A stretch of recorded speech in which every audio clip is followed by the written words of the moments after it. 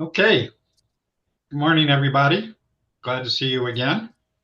So let's just jump into it. First of all, I want to thank our, our sponsors, Care First Arizona Health Plan, Karen Ziegler Consulting Services, Valley Telecom, Khajiit, and Triad Wireless. So appreciate you guys, your support. And let's see who we got. Anybody new that we have this morning?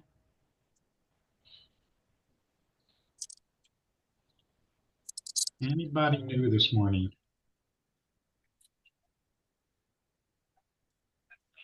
Jenny Rickle, good to see you. We should probably get an update from you. It's been several years, I think.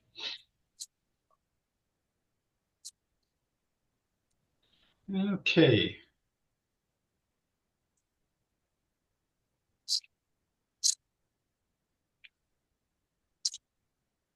All righty. So want to welcome everybody. Have a great program this morning. Um, and we just added something to the agenda, so I'm going to start with that first. Um, excuse me. So Jim Bascom, you want to give us a quick update on what's happening with the Sun Corridor Network? Sure, thanks. Appreciate it. Yeah, so Sun Corridor, as hopefully you all know and are getting to know more, is a research and education network for the university system. But we have been undergoing quite a extensive effort, mostly fueled by our Maricopa broadband ARPA um, grant money to extend ourselves to the unserved and underserved and nonprofit community. First in Maricopa County, um, but we're creating a model that hopefully will be a statewide model in short order. Our biggest effort has been a middle mile project in which we're taking a dark fiber uh, run from downtown Phoenix from 120 East Van Buren, where our core sits, and it extends out the Highway 60 to the county line. And we're establishing on and off ramps between those 2 points. And that serves a huge part of the county where there's a large part underserved, some unserved, and also a lot of unincorporated county areas. That's been quite a project, just getting it underway, getting it funded, getting it designed, and we're looking to have the service online by the end of the year.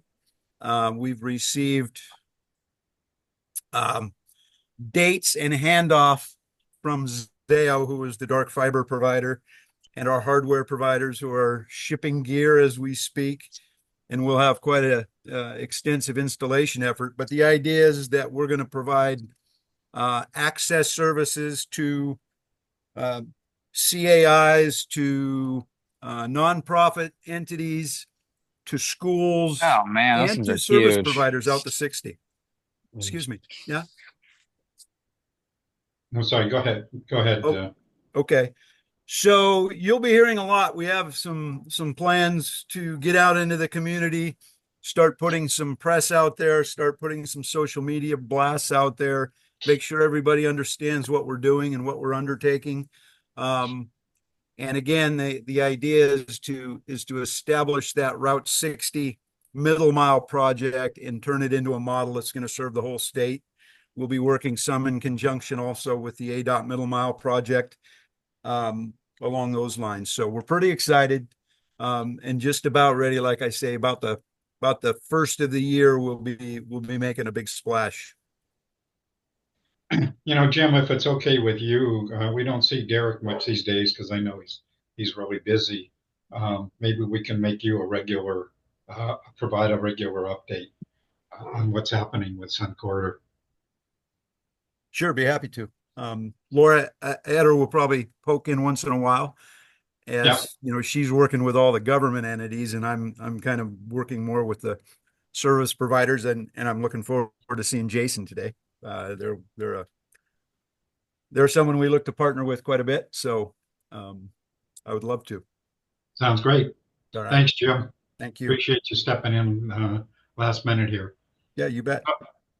So let's get back to our agenda now. Aaron, I know you're here. I don't know if Kelly's here. Want to give us an update on what's happening with the broadband office, please? Yes, definitely. And no, Kelly was unable to join us. She's got another meeting right now and sends her apologies. But you got me. My name is Paddington Bear. Just kidding. I'm Erin Lorandos. I am the Digital Equity Program Manager with the Arizona Commerce Authority. For folks who may be unaware, we are the entity in the state administering both the BEAD and digital equity funding. So updates from our office include we have our market sounding period open for kind of an early view of what the proposed project areas will be for BEAD. That information is available on our website, and I'm going to drop some links as soon as I'm done talking. There is actually going to be a webinar later today on how to use that the market sounding resources. And I've also been told, this is your candy part of the trick or treat today, I guess, to keep an eye on your email if you're in our email lists, because there is a pretty major announcement coming. Hopefully today, but definitely by the end of the week, that I think this group will be excited to see regarding maps being available. So that's your little teaser for your watching your email later on today. But our office is available for one-on-ones with ISPs who are interested, or local governments, pardon me, who are interested in diving deeper into any concerns or comments around the project areas. You can reach out to our office via our general inbox, which is broadband@azcommerce.com. And that goes to everybody on the team. So that's a great point of contact. Otherwise, you can reach out to me directly for digital equity pieces. And I'll give the emails here in a moment. There isn't a lot to update on that front right now. We're still working through our curing with NTIA. We believe our application is with NIST, so that's a good thing. That means we're getting close to getting our Digital Equity Award announcement, but it's not quite here yet. For folks on this call who are kind of tracking that piece a little bit more closely, I do still anticipate that the subgrants will give at least a 2-month notice for when the subgrants open. So we've heard a lot of feedback that organizations will need a long runway to apply for funding. So we want to acknowledge that and make as much space as possible. So happy to answer any questions or pass them along to other members of the team if I'm not the right person. Otherwise, thank you for the opportunity. Okay, any questions for Aaron? Thanks, Aaron. And again, just a reminder that the webinar is at 2 o'clock today. I have the link on our page here and also in the newsletter that I sent out earlier in the week. So and I did just drop a link to it in the chat as well if you are searching for it. Sounds good. And actually, just a reminder, as I try to, that if you want to, I do send out the the chat after the meeting. But if you need it right away, that you can download it directly to your computer. If you go to chat at the very top right, there's 3 ellipses, and you can click on that and download the chat to your computer. It's hard when you hear people talking and put stuff in the chat, but you try to catch it afterwards. So I just encourage you all, if you want to pick up things like what Aaron just mentioned, that it is easily available for you. So moving on, I don't think Nicole, are you here today, Nicole? Going once, going twice. So Michelle, are you online yet? Michelle, are you here? Well, maybe she'll be here in just a little while. She wanted to talk about Pima County is having a virtual meeting to discuss the BEAD letter of request process down here in Pima County. And they're having a virtual meeting on November the 8th. Again, that information I believe I put in my newsletter, and Michelle may still drop in this morning. Okay, so moving on. Are you still looking for a tribal liaison, Our team isn't hiring that position because it is for all of ACA. I believe that it is still open though. I mean, it hasn't been filled. I'm not sure if they're still accepting applications though. But all available positions are always available either through our website or on ZipRecruiter. Okay, thanks. And again, Uh-huh. that link should be in my newsletter if anybody is interested. Coming up quickly, workforce, coming up, some of the future presentations that you're going to be hearing. One is a panel on workforce development. We have a number of people who are involved with workforce development, doing some really great work. And we've done some of this before, but we have a lot of new people now in the act. So we're going to do a panel on workforce development.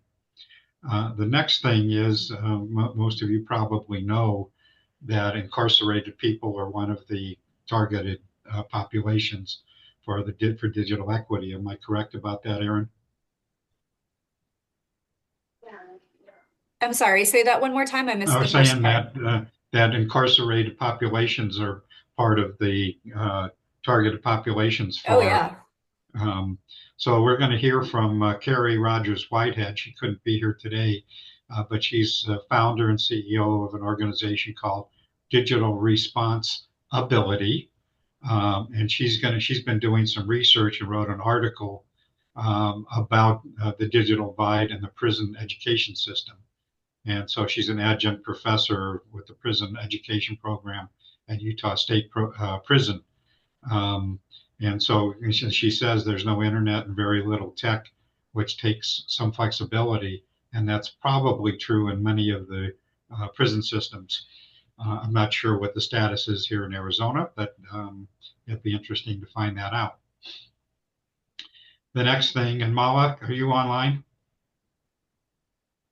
Yes, I am. Yeah. So Mala, I have been in touch. I'm trying to connect with the Tucson Fire Department, as I reported last time, that they are doing a really cool project working with their public safety communications department and MD Alley Telehealth to implement a telehealth system within 911. If I understand correctly, if somebody calls 911, they'll do an assessment.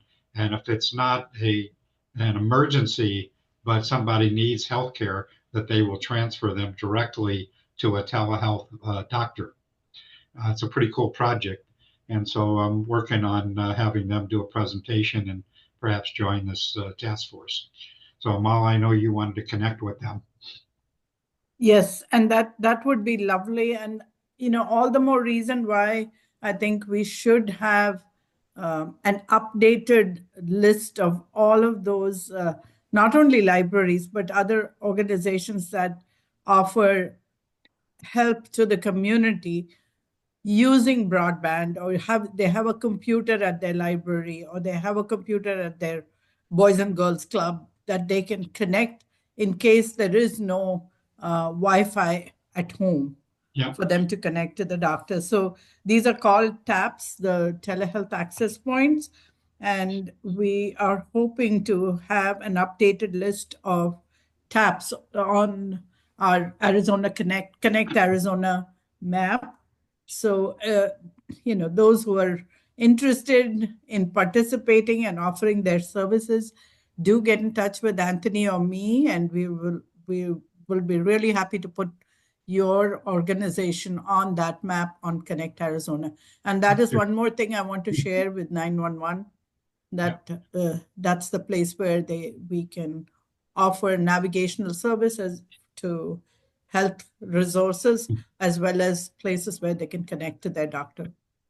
So Mala, that's going to be a good segue for you to kind of give us an update. But I just wanted to just mention one more thing about this Tucson Fire Department project. I did talk with one of the deputy chiefs the other day, and he was very excited to hear about what we're doing and how we might be able to participate. He was saying they would love to be able to spread the word and help other communities to perhaps implement something like this. But he did refer me to another deputy chief, and I left him a message. So I haven't talked with him yet. But like I said, I plan to have them hopefully next week if I connect with them. So just wanted to mention that. And then Mala, you're on, why don't you give us kind of an update with the latest happening, particularly at the federal level and state, E-rate and all that kind of good stuff. Happy to do that. And I just wanted to continue the conversation where you were taking it. FCC, in their last open meeting, adopted rules. One of them is the rule for requiring geo-routing of all wireless callers to 988. This is FCC's lifeline in number. So the advantage to doing this is, or making sure that this is implemented, is then they can actually route the they can route it to the local crisis center based on the geographic area associated with the origin of that call. So rather than, by the code of exchange, which is what they're doing right now, because some of us, when we we have numbers. I may have a 520 number or a 623 number, which doesn't, and I may not be in Tucson, and I still have a 520 number, because the numbers no longer are associated with the area from which they originate. So if the calls have a geo routing capability, then they can actually link them to their local public health and safety resources, and to the community places that they can get help from. So that is one of the things that FCC discussed in their open meeting. That was on October 17th. They also, the other requirement was that all mobile phones be hearing aid compatible.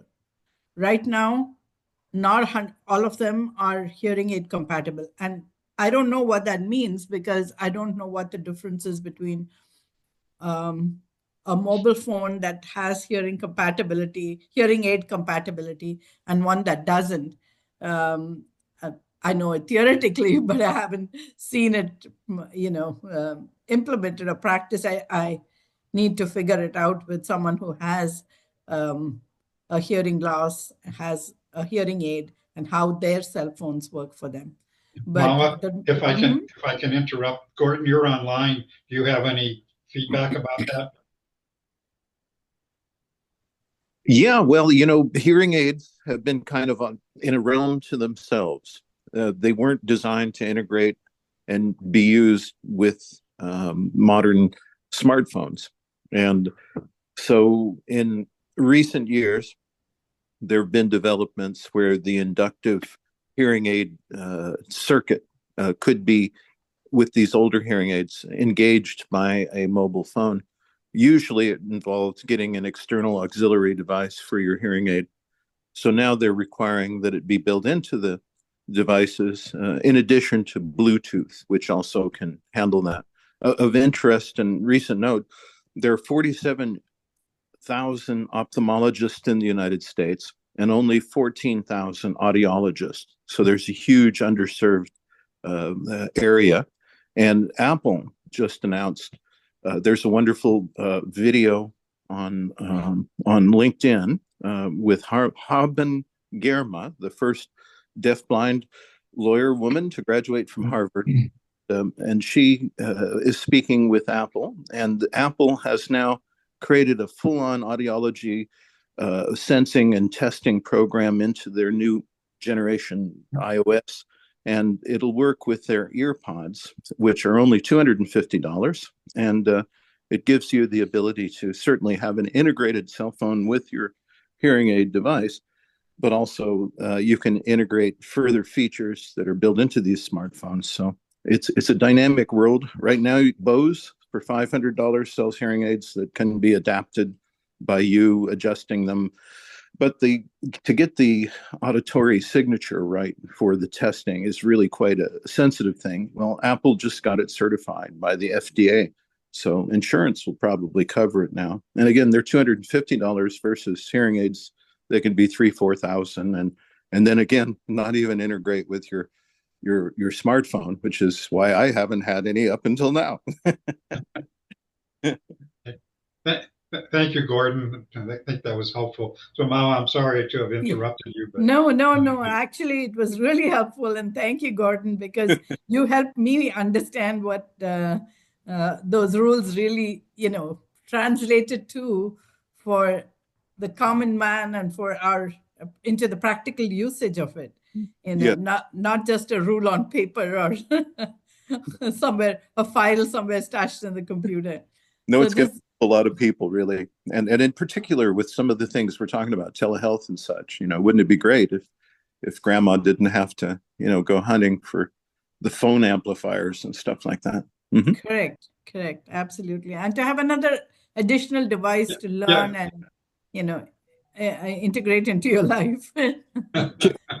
So this is really good. Thank you, Gordon.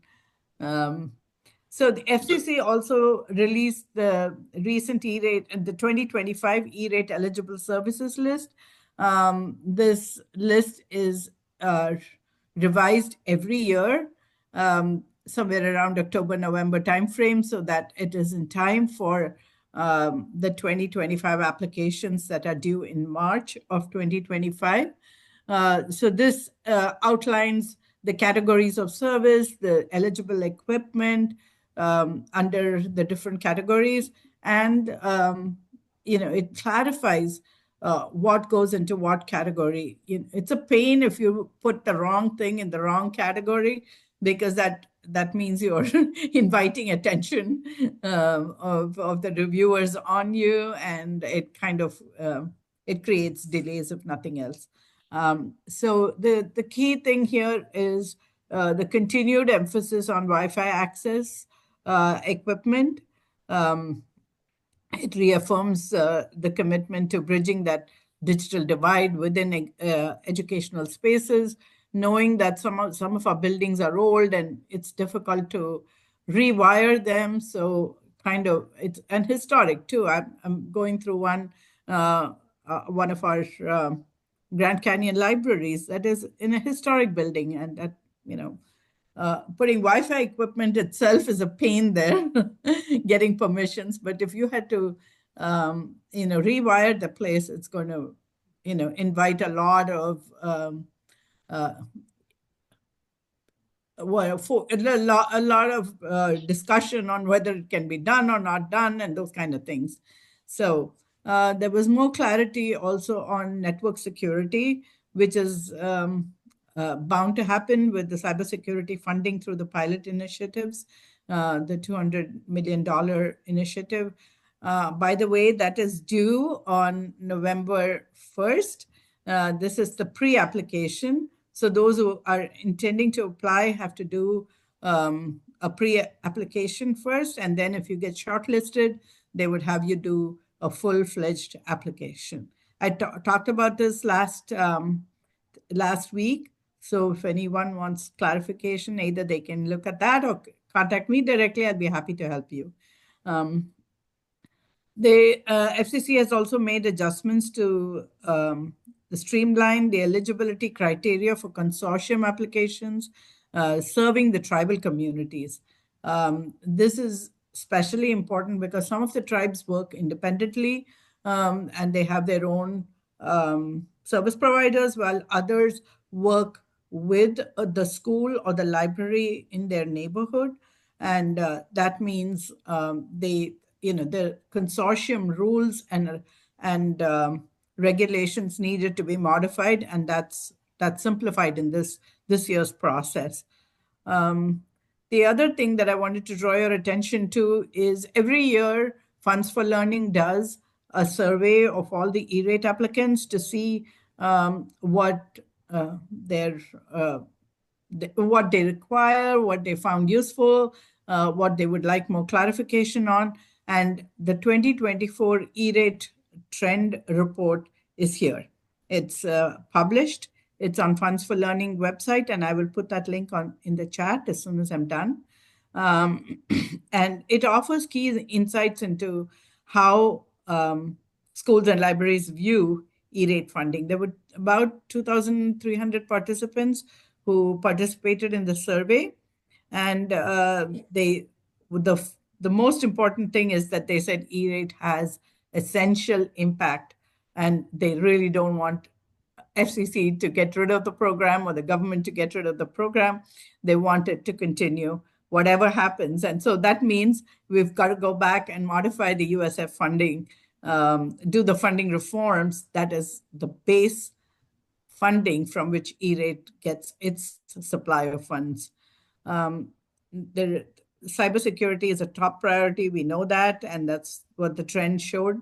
As well, it also shows that there are rising costs and expanding needs, which means that it's a common concern, especially with equipment, because a lot of the equipment comes from out of the country and has to be assembled here.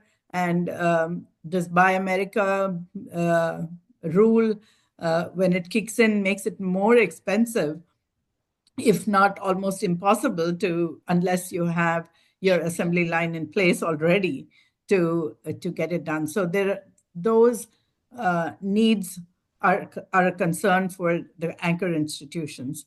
Streamlining the E-rate process was another suggestion, and one of those also I spoke about, and I have been speaking about for a while, and that is the Category 2 application deadlines. We are currently, in Arizona alone, we have about 14 million, 14 million we're leaving on the table as far as libraries are concerned. And libraries and schools put together, we are leaving about $74 million of unused Category 2 funding. And this means Category 2 funds are used for internal connections. Category 1 is used to get internet to the door. So that's the middle mile, your cables, your internet connection to the door. And the Category 2 is your internal connections within the library or school. And we, as you know, even though we say that there is 74 million that's being left on the table, some of it may be because, the schools have closed some areas, libraries have shut off, some of the libraries are closed, some of the libraries, including ours, we had a larger space pre-COVID compared to the space that we have currently that is eligible for E-rate funding. And most of us, like me, I work from home, so we don't, I don't have any office space, and many of our staff in the library also don't have, their own offices or space that would have become E-rate eligible if we were serving the public. So, those modifications, even if we leave those apart, and if we think that, some of the money probably will never be utilized, there is still, I would say, between 40 to 50 million dollars that we will be leaving on the table if we don't apply for it in this last cycle of 2025-26. So that's my report, and back to you, Steve, unless there are any questions for me. Any questions for Mala? Yeah, sure. Can that money be used for wireless interconnections? And absolutely, yes. I was thinking it can be, and that is why I talked about the E-rate eligible services list for 2025 that was published, and I will put the link for that also in the chat as soon as I'm done. And then you can see what is eligible, and those are the things that we would like our libraries and schools to work on for 2025.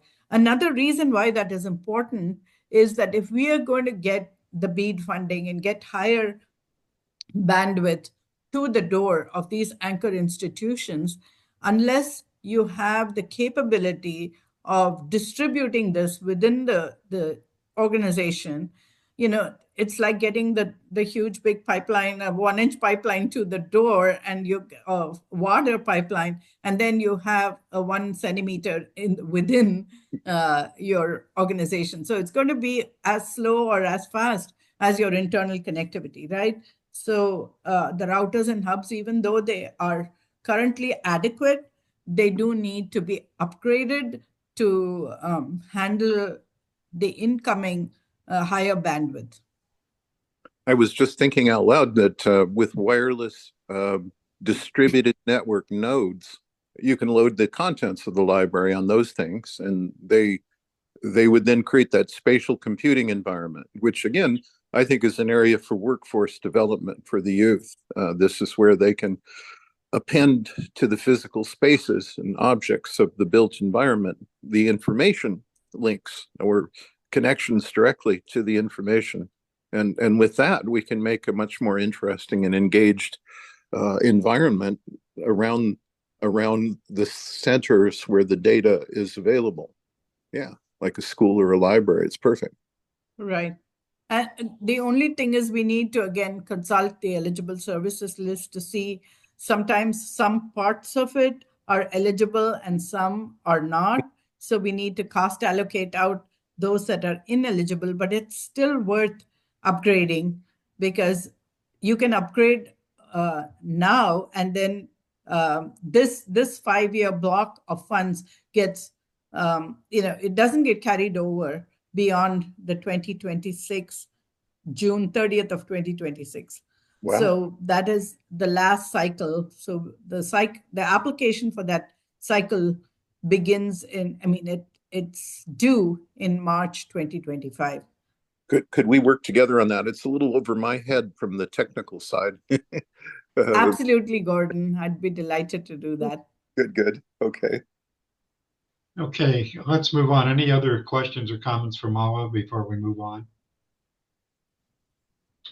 So I want to hit a couple of quick things before we get to our program today. First of all, Barney, do you have any interest in that grant, in that cybersecurity grant? Not me directly, but I will certainly pass that information on to Paul and others who will be presumably engaged on that. Yeah, and Paul is aware of it. I've been in touch with him and sent him information. So I don't know if they're planning to apply or not. But yeah, okay, I'll check with him, but to the degree Paul's interested, I'm interested. Yeah. Because you guys, if you did a consortium, and as you can tell, Mala is our resident specialist on this, so I don't want to take more time today, but if you have any questions, and I don't know if Mala has talked with Paul or not, but she is, of course, our resident expert on the cybersecurity grant. I'll check with Paul. Thanks. Okay. And then Cassie, I know you've been here before, but do you want to introduce yourself quickly? Hi, good morning, everyone. I'm with Pima County Community and Workforce Development Department. My particular role here is to engage with the public for Workforce Investment Board activities, which is our local board for workforce development here in Pima County. Great, thank you. Appreciate it. Glad to see that you're joining us, and I'll be in touch with you. As I said, I want to do a program on workforce development and what's happening here in Arizona. And then one other person, if he's still here. Jonathan, are you still online? Oh, I guess he's gone. Okay, and Rory, just want to welcome you back. I know we talked the other day, but Rory has been a sponsor of this organization and a regular participant. Until recently, he's been a little busy. But anyway, Rory, you just want to say hi real quickly? Are you there? Okay, well, I guess he's hiding out. So, okay, so moving on, want to get to our presentation this morning. So I'm glad to have Jason Tamura, who is Director of Market Development and Planning for Wired Fiber. And he's going to give us an update on what Wired Fiber, where they are, what they're doing, and so forth. And so, Jason, I'm going to stop sharing. I don't know if you need to share or not, but yeah, I can share. I have a small deck here I'll put up here. You should see that request for sharing.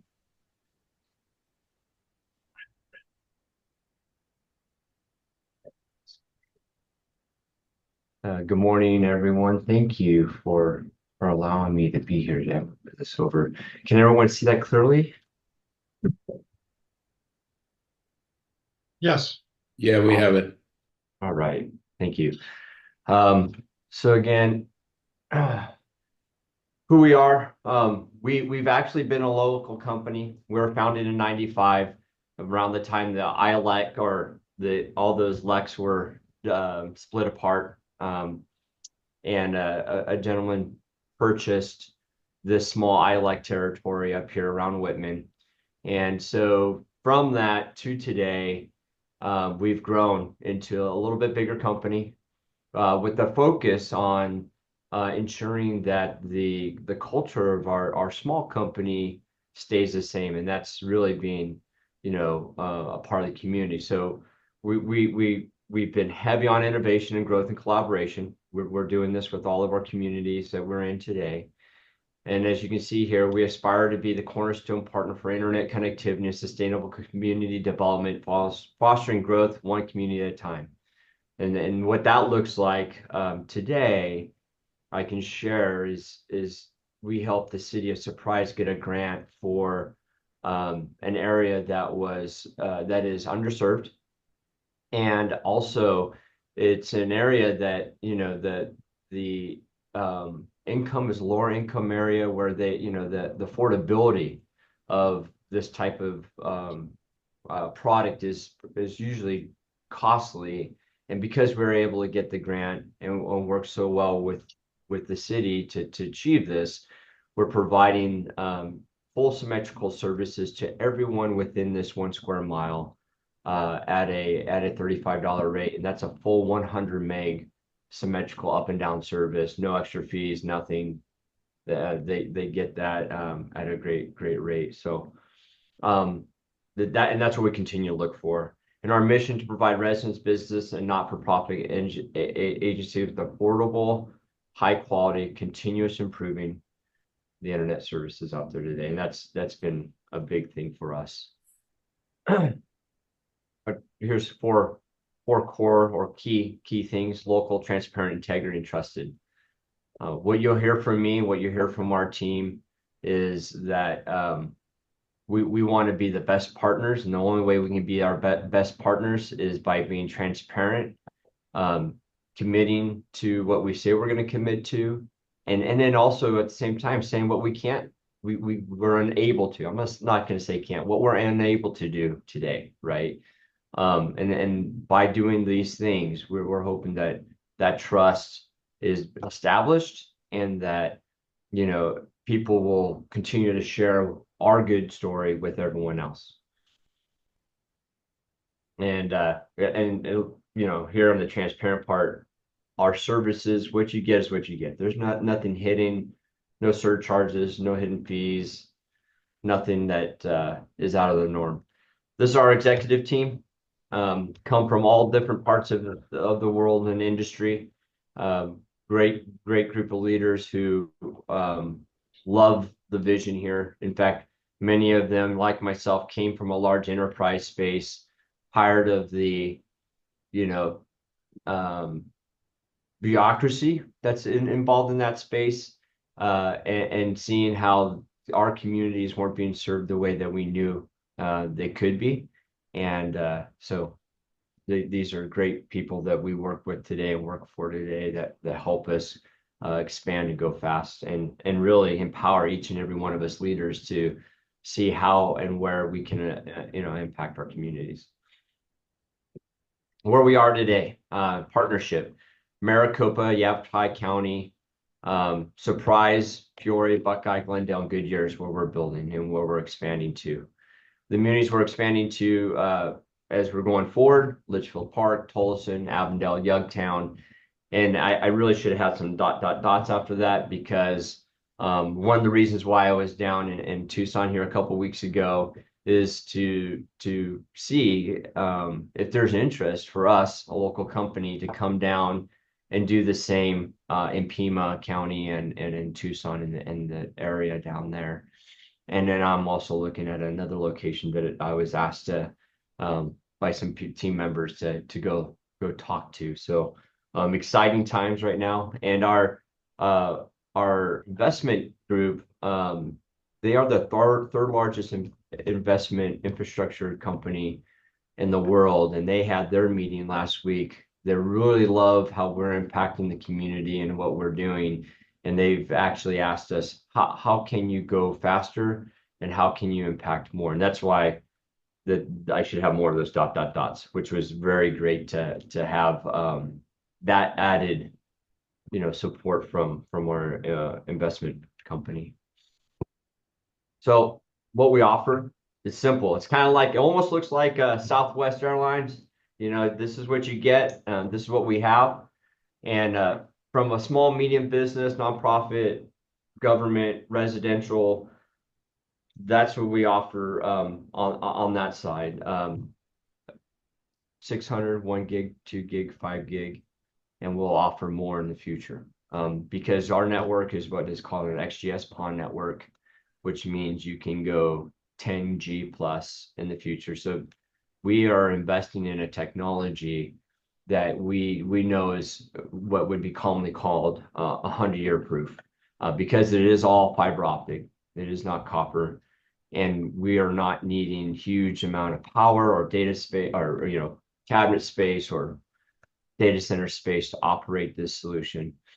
And the upgrade and the ability to upgrade to the home is simply a swap of electronic gear on the end, and not having to upgrade a whole infrastructure plant, as is the case on all copper infrastructure today. I think, and I didn't have it on here, but we also support large enterprise and everyone else that needs the bigger services, of course. I mean, the backbone of our network is built that way, need to be, so that we can be future proof. But that also allows us to support those people as well. So broad space here of what we do, but any questions? Any questions? Apparently not. Okay. I'll add one more thing. We started doing what we'll call micro technology in our network 4 years ago. So that's deploying micro conduit, microfiber in Arizona for a full network. So even when we're building stuff along the side of the road or through people's neighborhoods or wherever you think, we are not consuming any more than a 2-inch space of conduit structure in the right of way. We're not placing huge micro duct bundles or tons of conduits in the easement. We're building it in a way that we are disturbing the least amount that we need to be. And that's the same thing with our technology that we're using in our cabinets. We're using and consuming the least amount of power that we can. And we use we really tried to be focused and understanding of what we can use to keep the lowest impact in our environment overall. So I have a question, if I may. yeah. Hi, this is Gordon from Tucson. I just wanted to ask about this is quite a remarkable and extraordinary 100-year proof service. I'm loving it.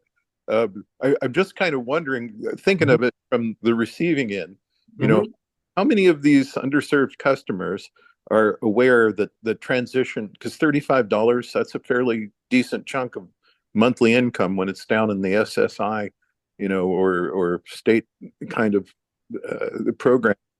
How many of them know how to use that, to get what they've consumed up until now in the way of cable television, off-air broadcasts, telephone service, and the like? Because, of course, this can replace bloody everything else. But how do they make that transition? Because not everyone has digital flat screens that are capable and ways of intermediating it with a device. How's that going on that front? How do people use it in their homes?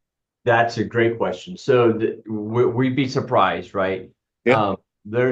While they may not have a smart screen TV or when we may think they don't have many of those items, we find out that in some of these areas, multi-generational families are living right in these spaces. And so you have, you know, young adults, teenagers, young kids that touch this stuff all the time, right?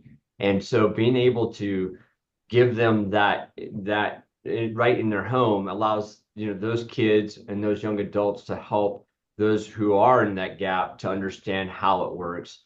In addition, I would say that we do an additional, we do as much education up front and post in our own facility here from the perspective of this. It's not just that demographic that's affected with this new change, right? This great amount of digital, I'm gonna call it digital wealth that we're shoving out there. Yeah. We have to realize too that there's, you know, snowbirds and people in the older demographic that are just, you know, trying to understand how do I go from a desk well, I'll call it not desktop, but a tabletop unit of, you know, the cable provider, right? Click, I can just, you know, move my click up and down and get what I need to do to streaming, right? How do I stream? Like, how do I, what are devices? Like, what are you talking about? We have those classes here. Mm. We don't do that for all our just our customers. We invite anyone to come in and learn how to stream. And we have I think we have every type of streaming product in this room. And so we invite anyone, if they have a question, we post it saying we have these classes, come on in. We want to show you and have you ask us a whole bunch of questions about what that is. And then our customer service team is local. So that being said, they're taught and trained to help everyone from, you know, the most tech savvy people, because that, you know, sometimes even myself, I could get really tech savvy, but then miss a step, and they can help fill that gap and get me moving again, as well as those people who struggle to understand, you know, what my phone line connects into this router instead of the wall. Like you know what I mean? Like Well, how does that happen? You know? well, you guys are super impressive. I guess I would ask because you're kind of on the bleeding leading edge on this stuff. You know, how is it the device gadgetronics on display and showcase transition for these folks? I mean, you know, what do you think from the side of the desk of if you were one of these families of multi-generational home, which could have 4K TV in every room pretty well with the kind of service you offer, you know, how do you find it from their side of the desk, looking at these technologies? Are they fumbly? Do they need evolution? Is there a way to integrate them all in some kind of clever way so that we can have telehealth and all that stuff? What are you seeing in the future on that stuff? Oh man, I see that will be a consistent thing that needs to happen, right? I think that, you know, well, you know, I mean, we can just go back generationally, right? Just go back, you know, as far as you want to go to the homes that had the one TV, right? At the very beginning, we have a TV, to where we are today in streaming. And some people like to live in simplicity where I don't need all this stuff, right? But then they get caught up in the quandary of, well, now, you know, my doctors want to do telemedicine. Like it's easier. I'm not as mobile, right? They have to step into the digital age. They're trying to stay out of, because, you know, and because we get sometimes stuck in a place of, you know, not realizing that simplicity is also changing. And so, you know, helping them is going to be something we got to continue to be aware of. We have to continually be looking at and understanding it, just like we did here when we did the streaming class. We understood that as soon as someone asked that question, like, oh, you know what? We all stream. We don't think anything about it. You know, some of us that are younger, more tech savvy, when that question comes in, we turn around and we actually huddle around, right? We share these kind of questions with everyone else. And so that's, I think, to continue to be on the bleeding edge of helping the community, you're going to have to be on the bleeding edge of listening to your community and hearing the echoes of what are their pain points? Because it's going to change as rapidly as our technology changes. That's going to happen, right? So we have to help them, and maybe that's it. Maybe the key is helping them understand and get comfortable with this paradigm shift that's gonna be out there the rest of their lives, right? Yeah, it's a good evolution. And with AI on the horizon, we're about 10 minutes away from these devices helping reach out and guide people and give them the knowledge they need when they need it in the form they need it in. Oh That's yeah, what that's what I call accessibility and inclusion. absolutely. Okay, we need to move on. Any other questions for Jason? Questions or comments? Okay.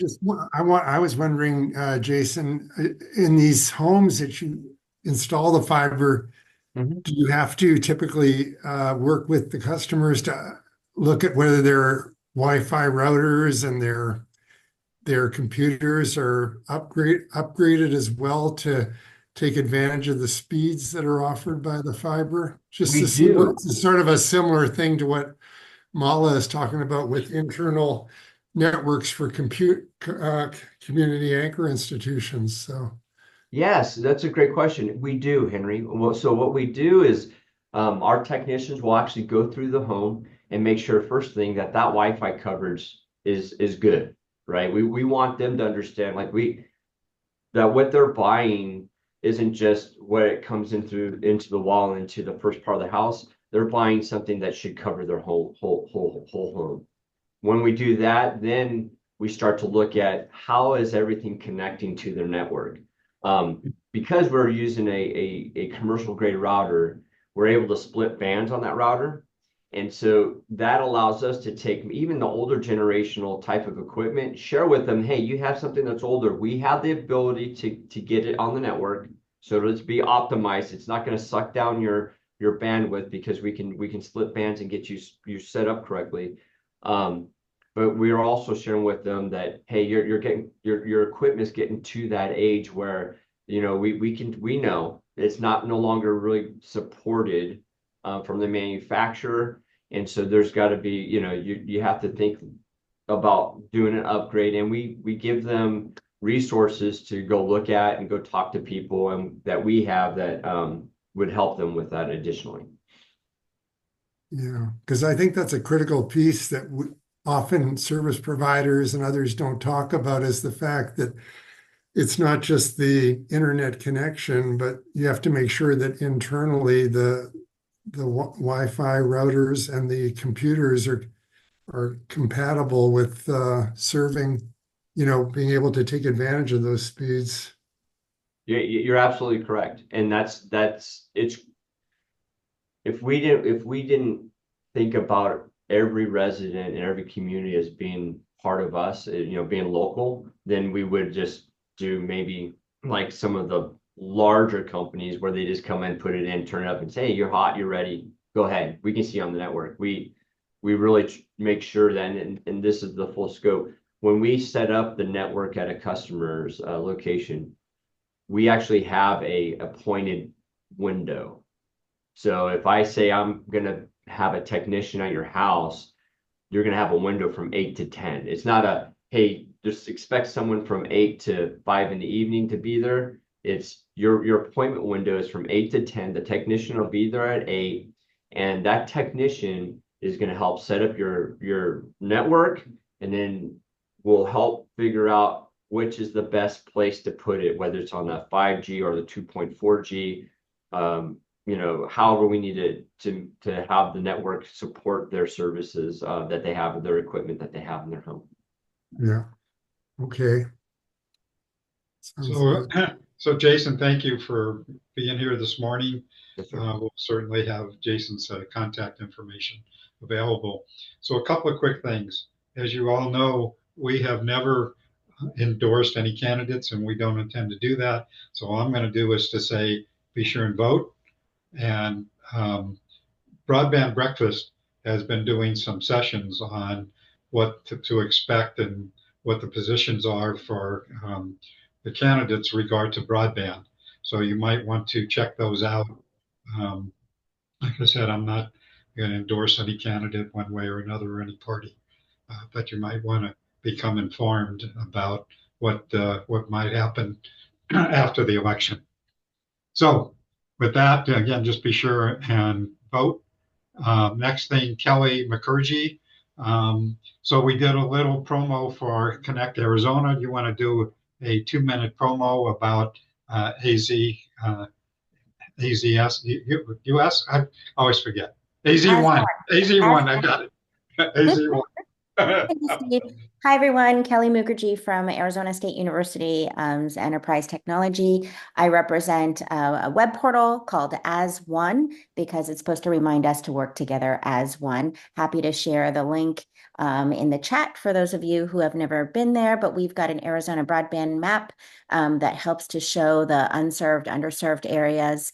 Would love to reach out and work with Jason to see if maybe we can add Wired's assets to our map so that more people understand Wired's plans and any other information that we can add to it as well. We are also looking for stories. So if anybody has any community impact stories that they want to tell, the more we understand what's happening in the community as a result of everyone's hard work, the more it inspires more people to do more work. So happy to connect with anyone if you'd like to talk about broadband and digital inclusion. Nice to meet you. Thank you, Steve.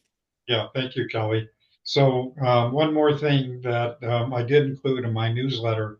It just so happened that a longtime friend of mine who I haven't talked to, he moved out of Tucson and haven't been in touch with him for probably a couple of years. And he accidentally butt dialed me.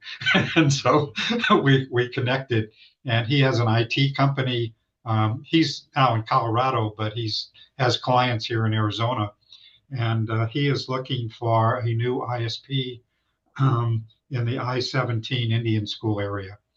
And so if any of you know somebody or know somebody or you're interested, please contact me and I will pass your information on to him. With that, do we have any other? Let me make sure I've got all the announcements that I need to make today. Just a reminder that T-Mobile is offering free iPads, and again, that information is available. Excuse me, is available. And Elena, I know you're not feeling good, but do you want to say you have anything you want to report? I think she already dropped off, Steve. Okay. All righty. And just a reminder that May 20 to 22, 2025, that NDIA, a Net Inclusion Conference, will be here in Arizona. And if you haven't registered, please do so. I think it'll be a great activity and great for Arizona. Next thing is just a reminder, on November 13th, the Arizona Technology Council is having their 21st annual Governor's Celebration of Innovation. And on the 20th, the Tech Council will be doing a tech inclusion forum on breaking barriers, disability inclusion, and technology. However, it is not available online, so you will have to be there in person. And again, that information is in my newsletter. So, any other announcements anybody has that we have missed? Anybody going once, going twice? Okay, I'm going to stop recording.